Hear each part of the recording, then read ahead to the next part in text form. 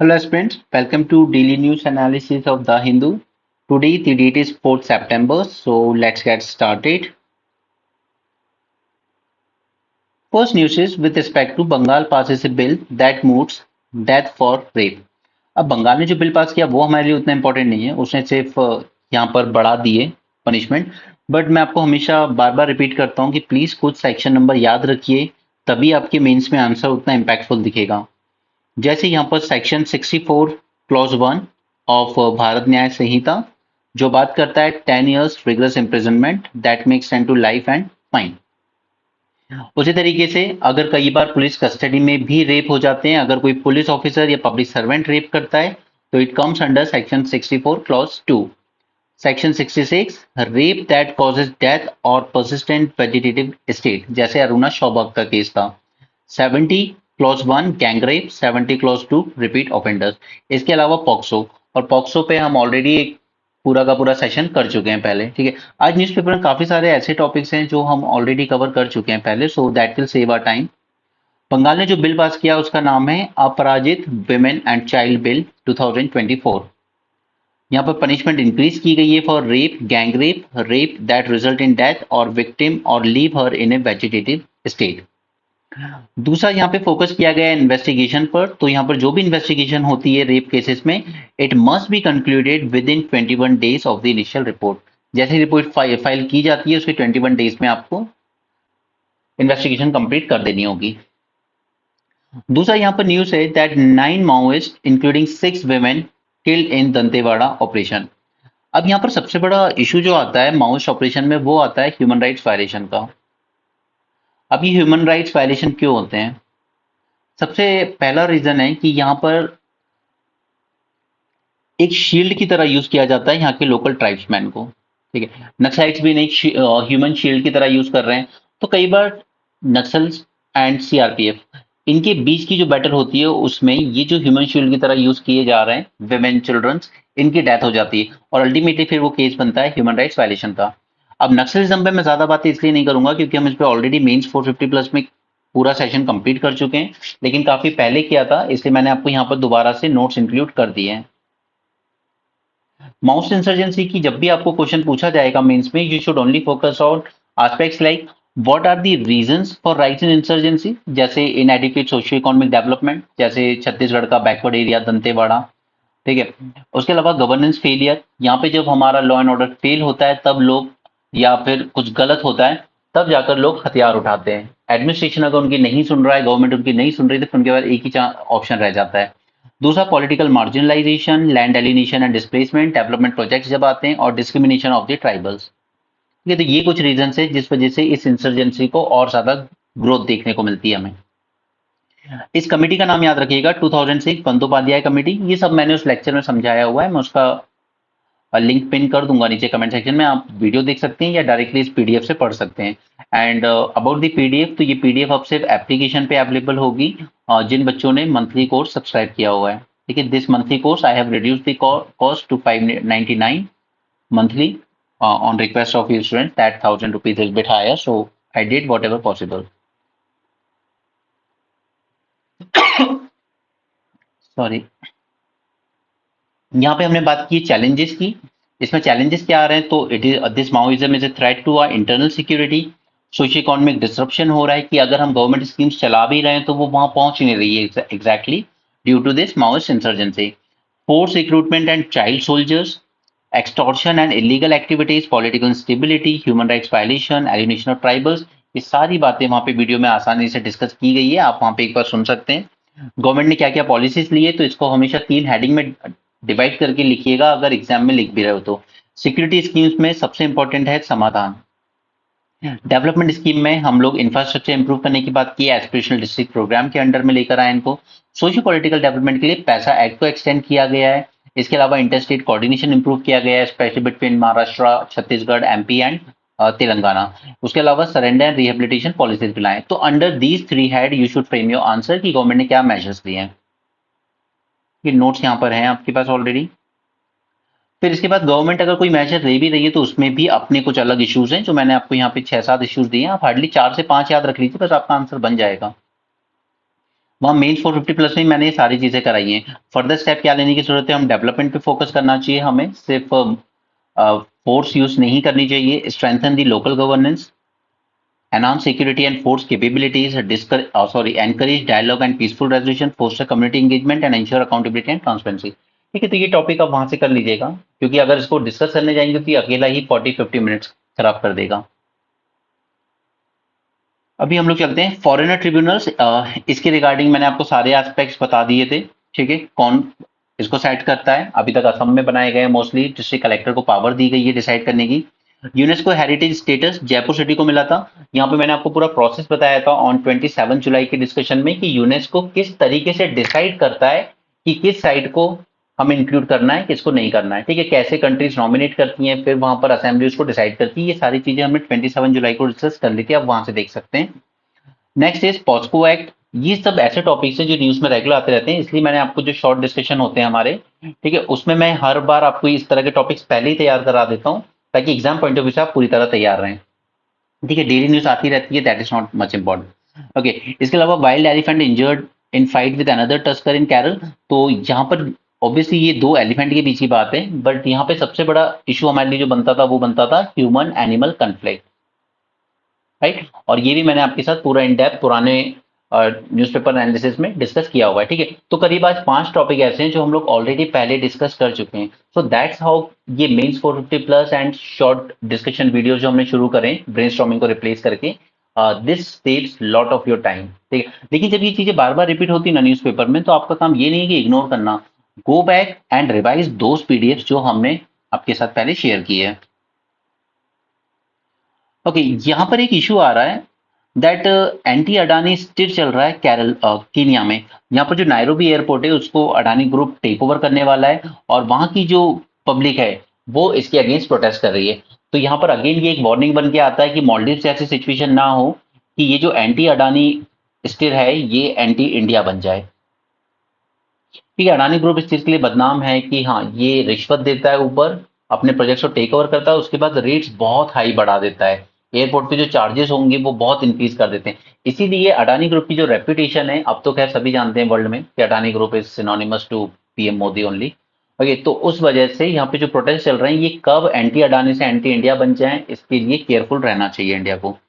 So Adani Group proposed takeover airport in Nairobi, Kenya, which is facing a pushback from workers union, and cautioned the union government that this anti-Adani protest could turn into an anti-India sentiment। तो वो Maldives में जैसे India out campaign चलाया था फिर उन्होंने, उस तरह की हालत नहीं होनी चाहिए। उसी तरीके से अडानी का एक कोल प्लांट था झारखंड में जिसकी हमने बात की थी। ठीक है, बांग्लादेश ने इसके साथ पावर परचेस एग्रीमेंट किया था, लेकिन अभी वो इससे पावर नहीं ले रहा है क्योंकि उसको ये लगता है कि शेख हसीना गवर्नमेंट को रिश्वत दी गई थी और ये हाई चार्जेस पर बांग्लादेश बिजली खरीद रहा था अडानी ग्रुप से। सिमिलरली श्रीलंका में भी अडानी ग्रुप ने एक रिन्यूएबल एनर्जी प्रोजेक्ट चलाया हुआ है मन्नार डिस्ट्रिक्ट में, वो भी अपने आप में कंट्रोवर्सी में है जब से यहाँ पर प्रोटेस्ट हुआ है। तो अल्टीमेटली इंडिया की जो सॉफ्ट पावर ग्रेटेस्ट स्ट्रेंथ हुआ करती थी उसकी, आज वो कहीं ना कहीं अडानी ग्रुप की वजह से एक, आप कह सकते हो कि एक शक की नजर से देखी जाती है। क्या इतनी बड़ी इंपॉर्टेंट न्यूज नहीं थी वो, हम अपने काम की न्यूज पे चलते हैं। Could quakes explain why gold nuggets are found in quartz veins. अब देखिए क्वार्ट्ज की जो वेन्स हैं इनमें हमें गोल्ड मिलता है, बट ये कैसे बनता है उसके बारे में यहाँ पर एक रिसर्च आई है सामने। फर्स्ट थिंग इज कि ये जो क्वार्ट्ज होता है इसमें पीजो इलेक्ट्रिक प्रॉपर्टीज होती हैं। अब जब हम इस पे मैकेनिकली कोई स्ट्रेस डालते हैं या फिर नेचुरली जब इस पे स्ट्रेस पड़ता है ड्यू टू अर्थक्वेक्स, तो ये जनरेट करता है एक इलेक्ट्रिक फील्ड को। अब उसके बाद ये होता है, सपोज कीजिए ये कॉर्ड्स था, ठीक है, इस पे स्ट्रेस पड़ा, अर्थक्वेक आया, हालांकि इन लोगों ने लेबोरेटरी में टेस्ट किया तो अलग से इनको मैकेनिकल स्ट्रेस देना पड़ा, बट नेचुरल में जब इस पे अर्थक्वेक की वजह से स्ट्रेस पड़ता है तो इसके अंदर जो इलेक्ट्रॉन्स होते हैं वो जंप करना शुरू कर देते हैं और एक इलेक्ट्रिक फील्ड डेवलप हो जाती है इसके अराउंड। ठीक है, और फिर इसी इलेक्ट्रिक फील्ड के अराउंड जितने भी गोल्ड पार्टिकल्स होते हैं अराउंड में वो सब आके इस पे चिपकने लगते हैं। और जब ये चीज हजारों सालों तक, मिलियंस ऑफ ईयर्स तक होती है, तब जाकर हमें इन क्वार्ट्ज बीन्स में गोल्ड का फॉर्मेशन मिलता है, राइट। तो ये दिखाता है कि कैसे हम लोग फंडामेंटल फिजिक्स को यूज करके नेचर के जो प्रोसेस हैं उसको समझने में हेल्प ले सकते हैं। So this electric field can drive a process called piezo catalysis where the electronic properties of the quartz crystal are altered, allowing the charged particles to move between crystal and an aqueous solution on its surface. तो researchers ने यहाँ पे propose किया है that gold could be deposited on the quartz as a result of this piezo catalytic reaction. इन्होंने experiment conduct किया था एक गोल्ड बियरिंग सॉल्यूशन यूज करके and they demonstrated that this piezo catalytic reaction could indeed cause gold to accumulate on the quartz surface. जब ये process millennium ठीक है कई मिलियंस ऑफ ईयर्स तक यूज होता रहता है ड्यू टू सीस्मिक एक्टिविटी तो ये एक्सप्लेन कर इससे इन्होंने एक्सप्लेन किया है the formation of large gold nuggets with in quartz veins. Okay, so this not only shed light on the geological process but also highlight how simple scientific principle combined with time and natural forces like earthquake can lead to accumulation of valuable resources like gold. तो ये discovery हमें बताती है कि हम कैसे fundamental science को use कर सकते हैं to solve the complex natural mysteries कि आखिर ये गोल्ड कैसे बन रहा है and remind us that even basic knowledge can lead to profound insight when applied creatively. तो ये आपके एग्जाम पॉइंट ऑफ व्यू से इंपॉर्टेंट नहीं है बस मुझे आपको बताना था थोड़ा सा क्योंकि इग्नोर करने लायक चीज भी नहीं थी. दो सबसे इंपॉर्टेंट जो इश्यूज हैं आज हमारे न्यूज़पेपर में वो है एआई गवर्नेंस को लेकर ठीक है क्योंकि यहाँ पर एक समिट होने वाला है जिसका नाम है summit of the future. Summit of the future और ये यूएन के अंडर में होने वाला है और यहाँ पे बात की जा रही है एआई की. अच्छा अब जब हम लोग इंडिया की बात करते हैं तो क्या इंडिया ने ग्लोबल नॉर्म्स कभी अपने हिसाब से मॉडिफाई करने की कोशिश की है? क्या उन्होंने किसी भी ग्लोबल प्लेटफॉर्म पे इस तरीके से इंडिया ने अपने आप को प्रेजेंट किया है कि रूल मेकिंग में हमारा एक इंपॉर्टेंट रोल है? यस किया है under Kyoto and UNF triple C. इसके अंडर में इतना इंडिया बहुत असर्टिव रहा. इसने ये इंश्योर किया कि the principle of common but differentiated responsibilities इस प्रिंसिपल को अपहेल्ड करने में इंडिया ने ही सबसे इंपॉर्टेंट रोल प्ले किया कि क्लाइमेट चेंज का जो बर्डन है वो डेवलपिंग कंट्रीज पे नहीं आना चाहिए वो डेवलप कंट्रीज पर ही रहना चाहिए because they are responsible for the climate damage. तो उसी तरीके से अब जब बात आर्टिफिशियल इंटेलिजेंस की हो रही है एक फ्यूचरिस्टिक टेक्नोलॉजी की बात हो रही है जो सब कुछ डिस्टर्ब कर रही है तो इसमें इंडिया को अपने एनवायरमेंट में जिस तरीके के हमने किया है उसके एक्सपीरियंस से लेसन लर्न करके इंडिया मस्ट एंश्योर कि ये जो आर्टिफिशियल इंटेलिजेंस है इसमें भी इक्विटेबल शेयरिंग हो. ठीक है इसकी जो बेनिफिट्स हो वो वर्ल्ड की सभी कंट्रीज को मिलना चाहिए चाहे वो नॉर्थ हो या ग्लोबल साउथ हो रिच हो या पुअर हो.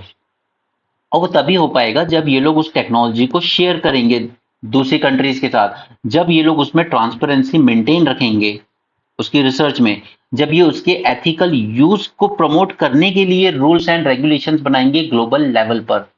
ठीक है and India being developing and claiming itself as a voice of global south so we need to ensure कि जैसे हमने क्लाइमेट में अचीव किया उसी तरीके से हम लोग आर्टिफिशियल इंटेलिजेंस में भी अचीव करें ये चीजें कि वाकई में ये आर्टिफिशियल इंटेलिजेंस इनइक्विटेबली बेनिफिट ना करे अलग अलग रीजन को वर्ल्ड के. ठीक है इक्विटेबल बेनिफिट होना चाहिए राइट और कैपेसिटी बिल्डिंग में डेवलप कंट्रीज हेल्प करें डेवलपिंग कंट्रीज की राइट. तो उसी पे बेस ये आर्टिकल है तो इसको हम तीन पिलर्स में डिवाइड कर सकते हैं mainly. First is geopolitical contention and rule of UN. Geopolitical contention किस में है?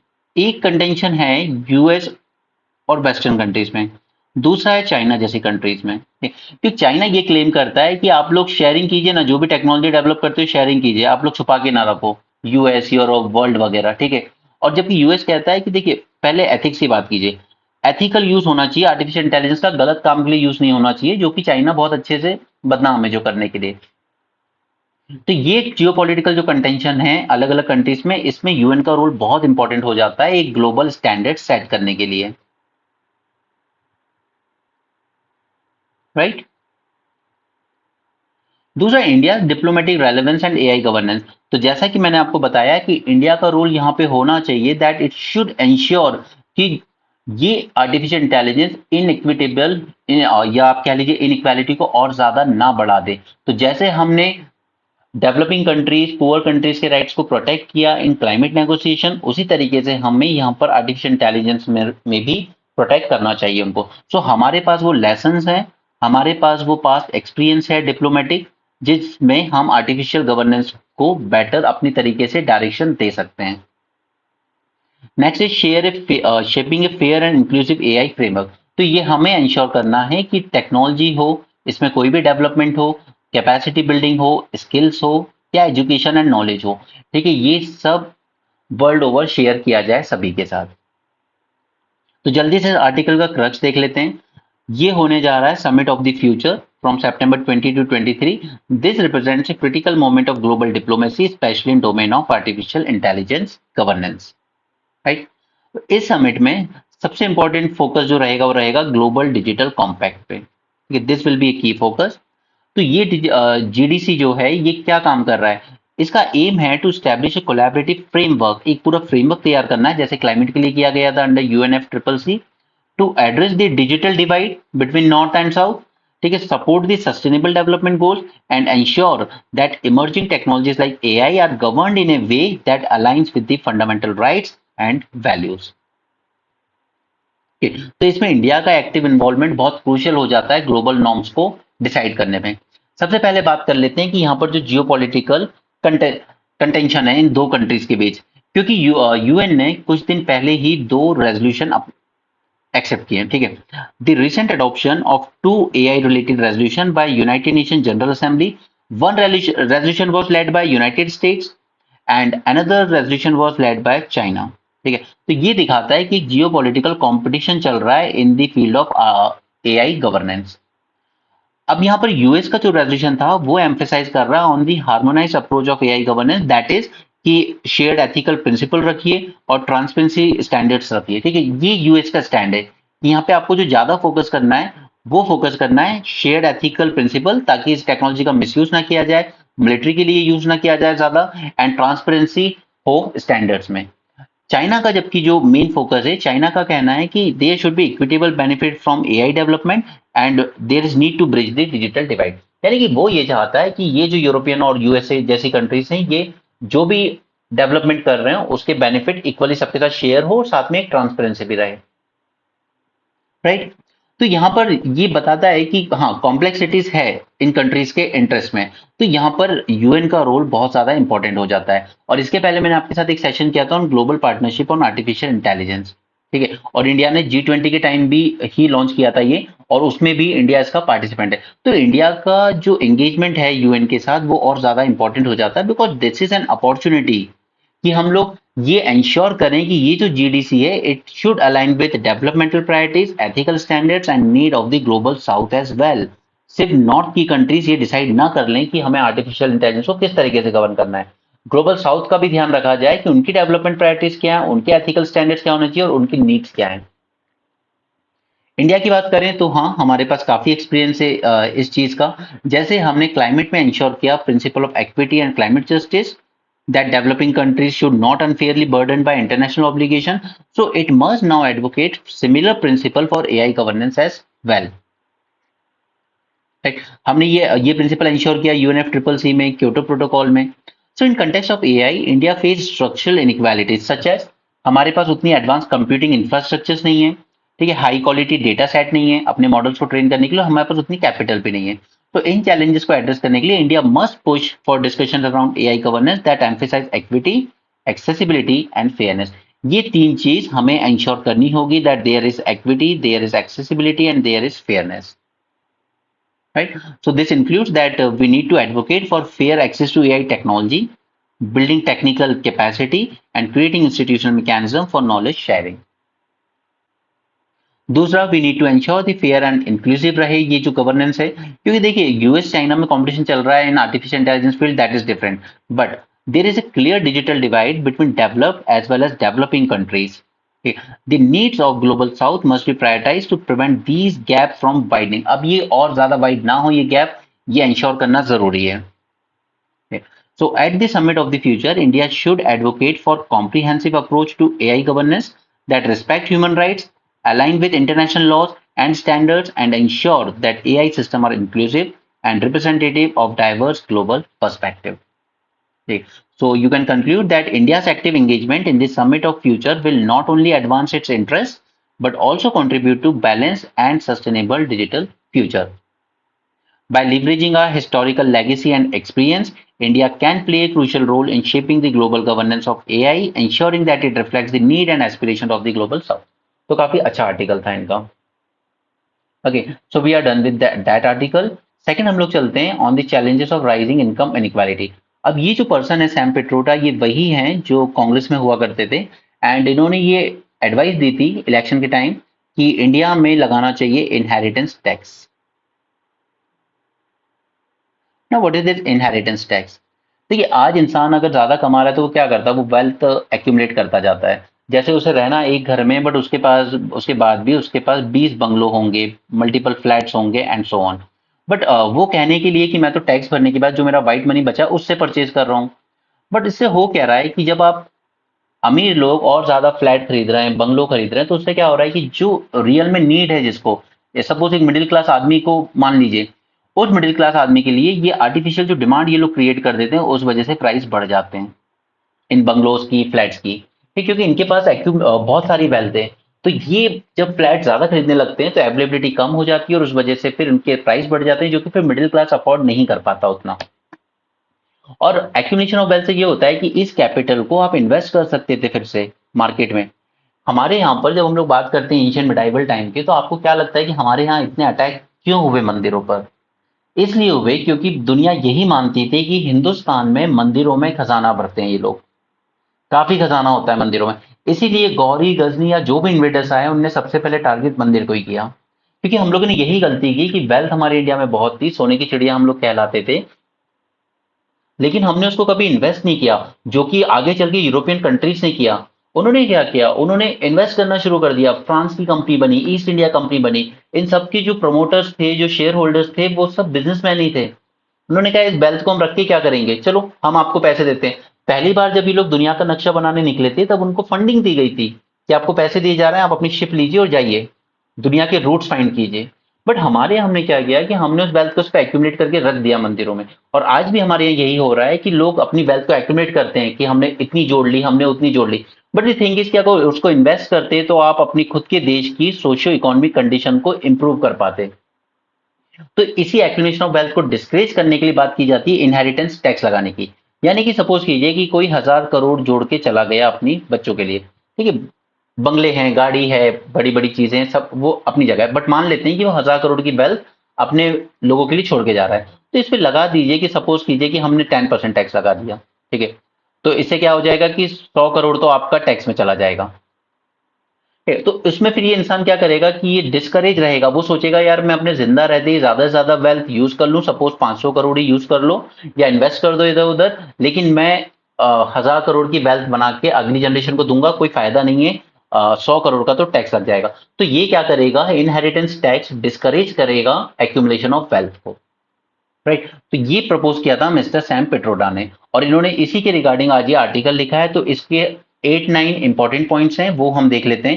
क्योंकि कल को अगर, वैसे तो इनइक्वालिटी पे क्वेश्चन नहीं आएगा यूपीएससी में, लेकिन अगर आता है तो यही 8-9 पॉइंट्स आप आसानी से लिख सकेंगे। फर्स्ट इज कि हमारा जो टैक्सेशन सिस्टम है वो प्रोग्रेसिव होना चाहिए। दैट इज, जब हम इनडायरेक्ट टैक्स की बात करते हैं जैसे जीएसटी, वो रिग्रेसिव इन नेचर है। आपकी इनकम चाहे 300 रुपए पर डे हो या 3000 रुपए पर डे हो, ठीक है, जब आप मिल्क परचेज करते हैं तो आप दोनों पे बराबर टैक्स लगता है, दैट इज जीएसटी।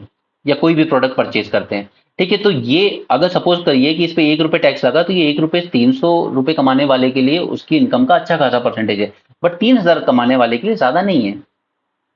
राइट, ये सपोज मान लीजिए को आपने कोई प्रोडक्ट खरीदा, उस पर 30 रुपीज जीएसटी लगा, तो इस इंसान का 10% चला गया एक दिन की कमाई का, जबकि इस इंसान का हार्डली 1% गया। जबकि आपने कहा कि टैक्स तो बराबर लगा, इनडायरेक्ट टैक्स सब पे। तो ये जो इनडायरेक्ट टैक्स होते हैं वो रिग्रेसिव होते हैं। प्रोग्रेसिव टैक्स होते हैं जैसे इनकम टैक्स है, यानी कि जिसकी इनकम जितनी ज्यादा उतनी बढ़ती जाएगी। यानी कि अगर आप 300 रुपए कमा रहे हो पर डे, तो सपोज से आप पे 10% टैक्स लग रहा है। अगर आप 3000 रुपए पर डे कमा रहे हो तो आप पे 30% टैक्स लग रहा है। इससे इनइक्वालिटी को रिड्यूस करने में मदद मिलती है। लेकिन पिछले कुछ टाइम में इंडिया में क्या हो रहा है कि इनडायरेक्ट टैक्स और डायरेक्ट टैक्स दोनों का कलेक्शन ऑलमोस्ट 50-50 पे आ चुका है। अब थोड़ा इंप्रूव होना शुरू हुआ है वापस से, बट बीच में और उल्टा हो गया था। फिर गवर्नमेंट ने क्या किया था, फ्यूल्स पर हद से ज्यादा टैक्स बढ़ाना शुरू कर दिया था, पेट्रोल डीजल वगैरह पर। राइट, उस वजह से तो हमेशा एक अच्छी सोसाइटी जो होगी उसमें डायरेक्ट टैक्स कलेक्शन हमेशा हाई रहेंगे और इनडायरेक्ट टैक्स कलेक्शन थोड़े से कम रहेंगे कंपैरेटिवली। जब मोदी सरकार आई थी तब इसका रेशियो हुआ करता था करीब, अगर 46% इनडायरेक्ट टैक्स से आ रहा है तो 54% डायरेक्ट टैक्स से आ रहा था। डायरेक्ट टैक्स यानी इनकम टैक्स, कॉर्पोरेशन टैक्स। दूसरा, अगर आपको इनक्वालिटी कम करनी है तो आपको अपने लोगों को एजुकेशन देना होगा, स्किल देना होगा। जैसे कि आज टेक्नोलॉजी में डोमेन चेंज हो रहा है सब कुछ, ठीक है। कल भी हमने डिस्कस किया था कि काफी सारी ऐसी जॉब्स है जैसे टेलीकॉलर्स, ठीक है, लैंग्वेज ट्रांसलेटर्स, ये सारी जॉब्स खत्म होती जा रही हैं। लेटर राइटिंग, एडिटोरियल राइटिंग, ये जॉब्स कम होती जाएंगी ये चैट जीपीटी जैसे मॉडल्स आने के बाद। तो ऑब्वियस सी बात है कि हमें न्यू टेक्नोलॉजी के अकॉर्डिंग अडेप्ट करके न्यू स्किल्स देनी होगी, न्यू एजुकेशन देना होगा, तभी जाकर हम उनको एम्प्लॉयमेंट दे पाएंगे। और जब एम्प्लॉयमेंट दे पाएंगे तभी जाकर हम ये जो इनकम इनइक्वालिटी है इसको रिड्यूस कर पाएंगे। So this is second suggestion from him. Third is fair labour loss.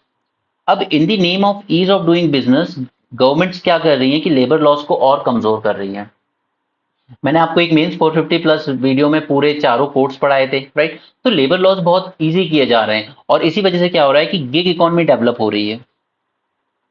Gig economy यानी कि जो आपकी स्विगी वगैरह के डिलीवरी बॉयज है, they work on demand. Work मिला तो ठीक, नहीं मिला तो ठीक, कोई सोशल सिक्योरिटी नेट नहीं है उनके पास। ऐसा नहीं है कि आज कोई अगर काम कर रहा है इस तरीके का, 60 साल हो गए, उसका शरीर अब उतना एक्टिव नहीं रहा, तो उसके लिए कोई सोशल सिक्योरिटी कुछ नहीं है, राइट। तो ये लेबर लॉस हमें फेयर रखने की जरूरत है। सिर्फ कॉर्पोरेट्स को दिमाग में रखते हुए हम लेबर लॉस लूज नहीं कर सकते। जैसे पहले होता था कि अगर आपको 100 से ज्यादा वर्कर्स निकालने हैं अपनी कंपनी से तो आपको सरकार से परमिशन लेनी होगी। लेकिन अब कर दिया है इसको कि 300 वर्कर्स तक, कुछ स्टेट्स ने इसको 500 भी कर दिया है। इतने वर्कर्स निकालने हैं, आप निकाल दो, सरकार से परमिशन लेने की जरूरत नहीं है। ठीक है, तो ये लेबर लॉस वीक हो गए। अभी जैसे प्राइवेट कंपनीज भी हैं जो हमारी टीसीएस, विप्रो जैसी, ये भी काफी सारे एम्प्लॉयज को ले ऑफ कर दिया इन्होंने।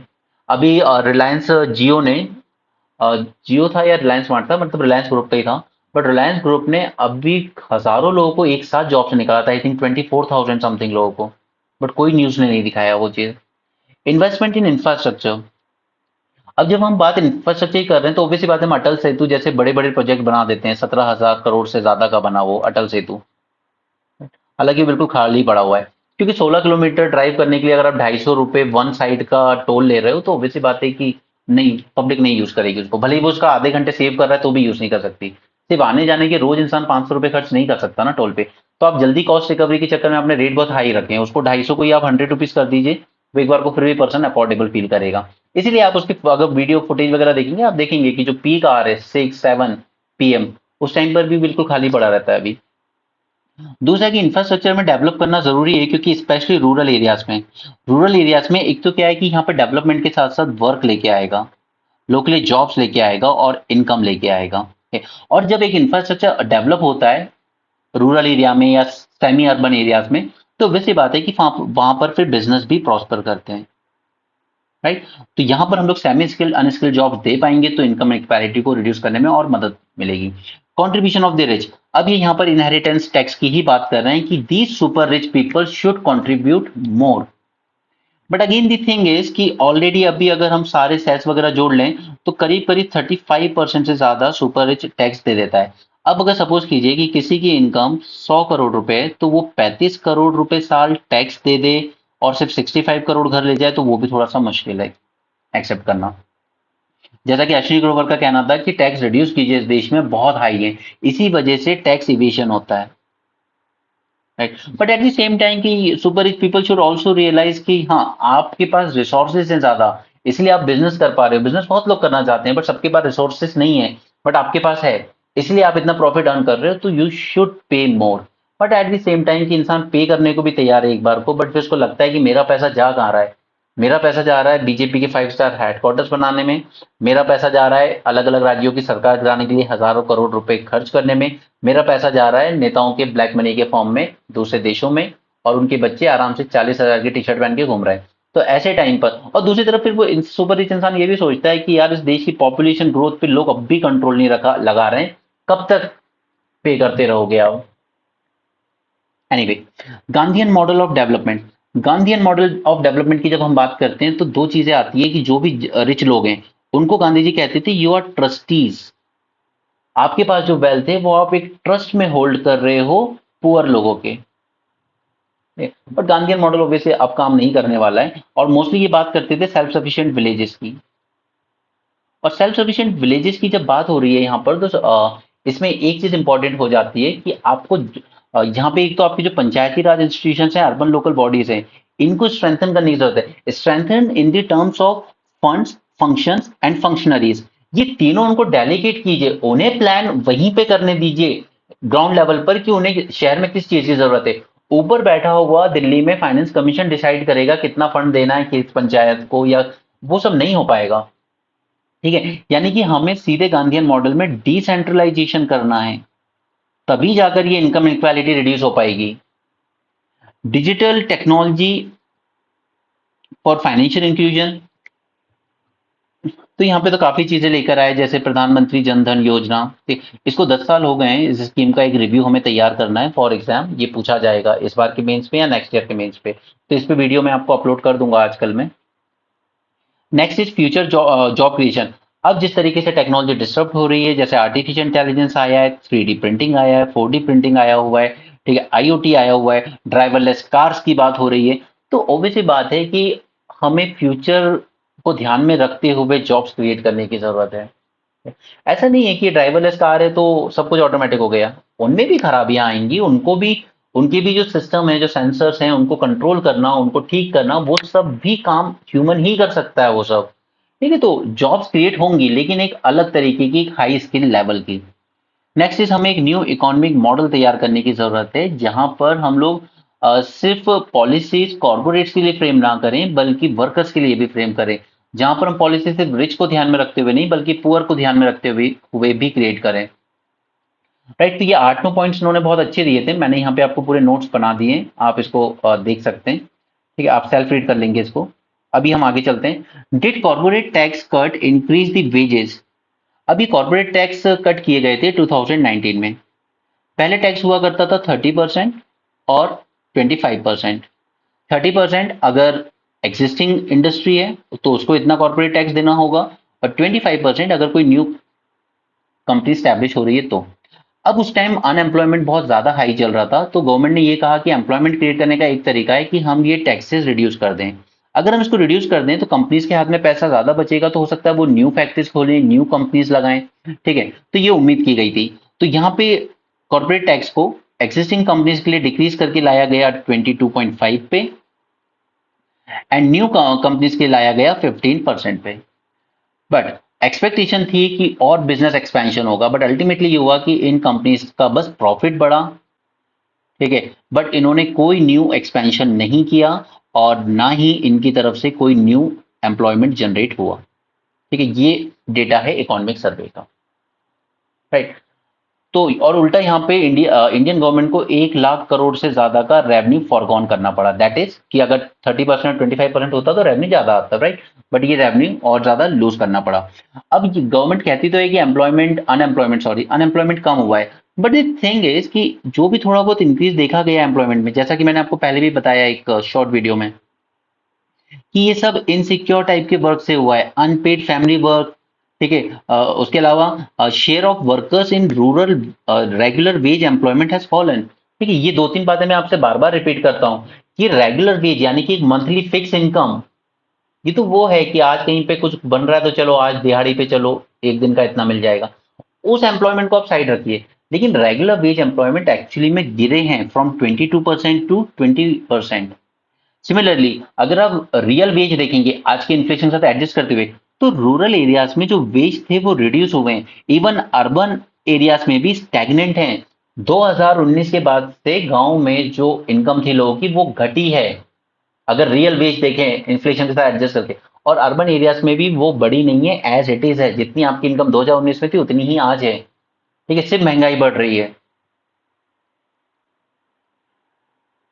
Tech companies in India have recently made the news for laying off workers rather than expanding hiring. TCS, Wipro, Jio. So what next should be done? Tax cut would not necessarily boost the investment. ये तो government की जो उम्मीद थी वो fail हो गई है। ठीक है, जरूरत ये है कि जो लोग इन्वेस्ट करना चाह रहे हैं उनको ये बिलीफ होनी चाहिए कि हाँ, प्रोस्पेक्ट अच्छा है फ्यूचर के लिए। ठीक है, अगर फ्यूचर प्रोस्पेक्ट अनसर्टेन दिखेगा तो आप टैक्स कितना भी कट कर लीजिए, वो लोग इन्वेस्ट नहीं करेंगे। ठीक, जैसे आज अधिकतर स्टेट पीएससी की हालत खराब चल रही है, कहीं पेपर लीक हो रहा है, कहीं कैंसिल हो रहा है, कहीं कुछ हो रहा है। तो कोई अगर कोचिंग भी खोलना चाहे ना, वहां पे तो वो नहीं खोल रहा है। क्यों? क्योंकि उसको ब्राइट प्रोस्पेक्ट नहीं दिख रहा है कि मैं क्यों इन्वेस्ट करूं अपनी कैपिटल यहाँ। यहाँ ब्राइट नहीं दिख रहा है मुझे प्रोस्पेक्ट, हर साल तो यहाँ पेपर लीक हो जाते हैं, तो कौन सा बच्चा आने वाला है तैयारी करने। ठीक है, वैसे ही हाल है मार्केट के। ओनली मार्जिनल इफेक्ट देखे गए हैं प्राइवेट इन्वेस्टमेंट पे, बहुत कम ही थोड़ा सा इन्वेस्टमेंट बढ़ा है, बाकी ज्यादा नहीं बढ़ा है। अगर टैक्स के शेयर में भी आप यहाँ पे बात करें, तो ये जो रेड लाइन देख रहे हैं वो है इनकम टैक्स की। तो इनकम टैक्स काफी बढ़ा है कलेक्शन। ठीक है, और वो इसलिए हो रहा है क्योंकि जो रिच था वो और रिच होता जा रहा है, लेकिन जो पुअर था उसकी इनकम वैसे की वैसे ही है। दूसरा ये है जीएसटी शेयर। ठीक है, जीएसटी तो अच्छा खासा कलेक्शन चल रहा है, बट ये इनडायरेक्ट टैक्स है, रिग्रेसिव है, ये इनइक्वालिटी को और ज्यादा बढ़ाता है। कॉर्पोरेट टैक्स, अब देखिए कॉर्पोरेट टैक्स यहां से फॉलो होकर यहां पे आ गया, और जब 2019 में चेंज हुआ था तब तो ये और ज्यादा नीचे चला गया था। These indirect tax and corporate tax, these are direct taxes, इनका शेयर बढ़ना चाहिए। जीएसटी इनडायरेक्ट टैक्सेस का शेयर घटना चाहिए अगर हमें इनइक्वालिटी कम करनी है इंडिया में तो। कवच सिस्टम, अब इतने रेल एक्सीडेंट हुए हैं कि गवर्नमेंट कवच सिस्टम को एक्सपेंड करना चाहती है। कवच सिस्टम की जब हम बात करें तो उसमें जनरली 3 से 4 कंपोनेंट यूज होते हैं। सबसे पहले आरएफआईडी टेक्नोलॉजी, जो कि रेडियो वेव्स पे काम करती है।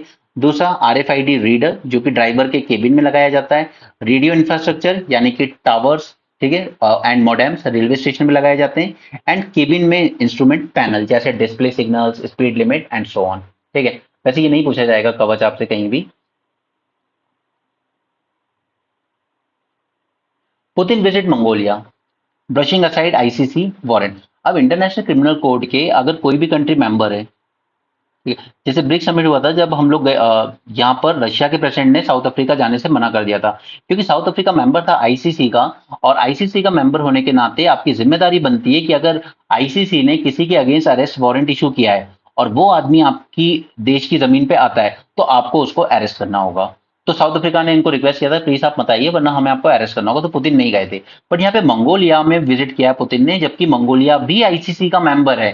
तो यहाँ पे इसने आईसीसी को का जो मैंडेट है उसको मानने से मना कर दिया मंगोलिया ने। This trip is Mister Putin first to member country of International Criminal Court since it issued the warrant about 18 months ago. Ukraine called on Mongolia to hand Mr. Putin over to the court in The Hague, जो उसका headquarter है, and the European Union expressed concern that Mongolia might not execute the warrant. ठीक है, तो यहाँ पे Mongolia ने ICC के मेंबर होने के बाद भी ये मैंडेट फॉलो नहीं किया है। ओके, बाकी स्पोर्ट्स न्यूज है। So that's it for this session.